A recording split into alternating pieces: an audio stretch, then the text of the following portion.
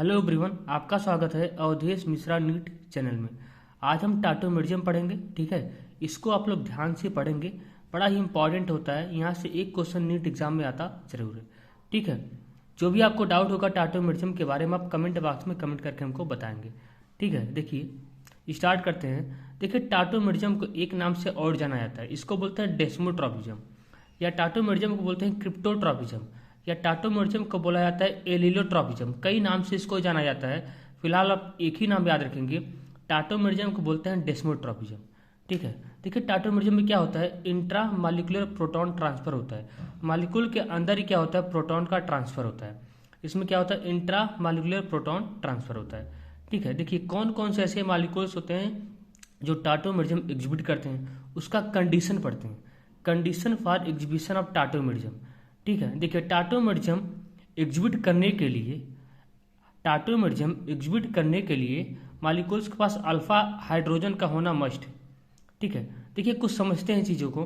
Condition for exhibition of tautomerism, क्या condition होना चाहिए टाटोमेरिज्म एग्जिबिट करने का। पहला condition, alpha carbon should be sp3 hybridise.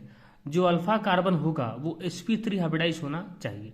Alpha carbon क्या होता है, फंक्शनल ग्रुप से अटैच कार्बन को बोलते हैं अल्फा कार्बन। ठीक है, और अल्फा कार्बन से जो भी हाइड्रोजन अटैच होता है उसको बोलते हैं अल्फा हाइड्रोजन। अल्फा कार्बन से जो भी हाइड्रोजन अटैच होता है उसको बोलते हैं अल्फा हाइड्रोजन। ठीक है, अब अल्फा कार्बन sp3 हाइब्रिडाइज होना चाहिए। अगर वो sp2 हाइब्रिडाइज हुआ तब तो वो अल्फा कार्बन नहीं है। ठीक है, यही कंडीशन होना चाहिए।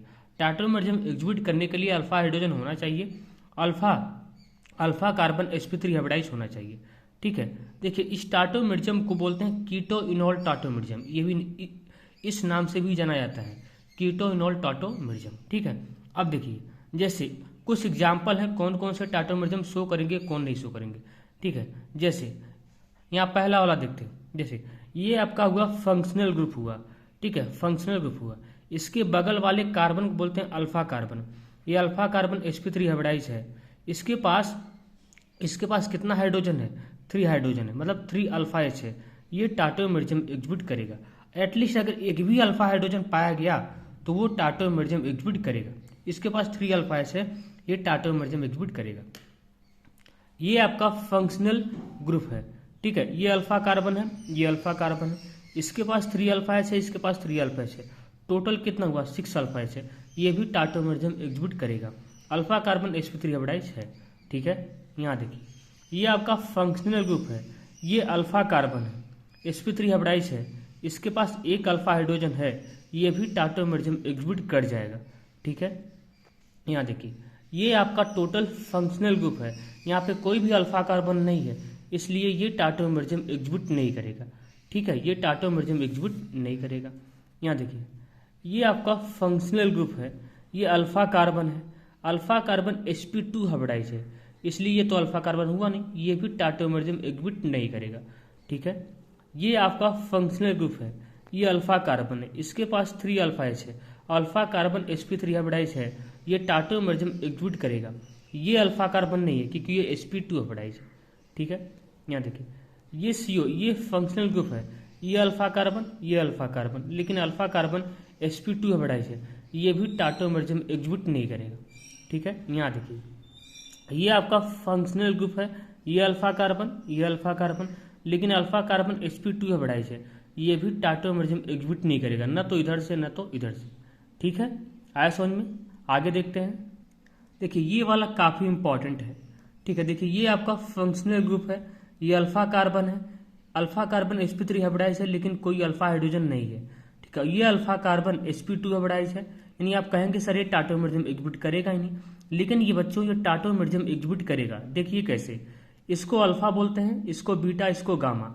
इस गामा के पास 2 हाइड्रोजन है, गामा कार्बन के पास 2 हाइड्रोजन है, ये गामा कार्बन से टाटोमेरिज्म शो कर लेगा, ये गामा कार्बन से टाटोमेरिज्म शो करेगा। ठीक है, अगर अल्फा नहीं शो किया, बीटा नहीं शो हुआ तो गामा कार्बन से ये, क्योंकि गामा कार्बन के पास 2 अल्फा हाइड्रोजन है, इसलिए ये यहाँ से टाटोमेरिज्म एग्जिबिट कर जाएगा। तो इसको याद रखेंगे, अगर अल्फा वाला नहीं शो कर रहा है, अगर गामा के पास हाइड्रोजन है, ठीक है, तब तो वो टाटोमेरिज्म एग्जिबिट कर जाएगा, ये कर जाएगा। जब हम पढ़ाएंगे टाइप्स ऑफ टाटोमेरिज्म तो इसमें इसका बताएंगे किस तरीके से शो करता है। ठीक है, इतना याद कर लेंगे। देखिए ये भी शो करेगा, ये भी शो करेगा, ये भी टाटोमेरिज्म एग्जिबिट करेगा।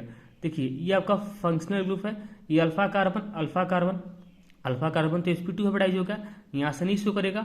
ये बीटा ये गामा, लेकिन गामा के पास अल्फा हाइड्रोजन है, गामा के पास अल्फा हाइड्रोजन है, ये यहाँ से टाटोमेरिज्म एग्जिबिट कर जाएगा। ठीक है, इसको बोलते हैं 1,5 सिस्टम। बताएंगे किस तरीके से होता है। फिलहाल आप इतना याद रखेंगे, ये भी शो करेगा और ये भी शो करेगा। याद रखेंगे ये दोनों इंपॉर्टेंट हैं, ये भी इंपॉर्टेंट है। ठीक है, देखिए ये आपका टोटल फंक्शनल ग्रुप है, ये अल्फा कार्बन तो sp2 हाइब्रिडाइज होगा, यहाँ से नहीं शो करेगा। ये बीटा, ठीक है, ये गामा के पास अल्फा हाइड्रोजन है, ये यहाँ से टाटोमेरिज्म एग्जिबिट कर जाएगा। ठीक है, तो इन तीनों को याद रखेंगे, ये तीनों इंपॉर्टेंट है। ठीक है, नेक्स्ट वाले लेक्चर में पढ़ेंगे टाइप्स ऑफ टाटोमेरिज्म। ठीक है, वो इंपॉर्टेंट है, वो भी इंपॉर्टेंट, ये वाला लेक्चर भी इंपॉर्टेंट था और टाइप्स ऑफ टाटोमेरिज्म भी इंपॉर्टेंट होगा। ठीक है, ये पार्ट 1 था। जो भी आपको डाउट होगा आप कमेंट बॉक्स में कमेंट करके हमको बताएंगे। ठीक है।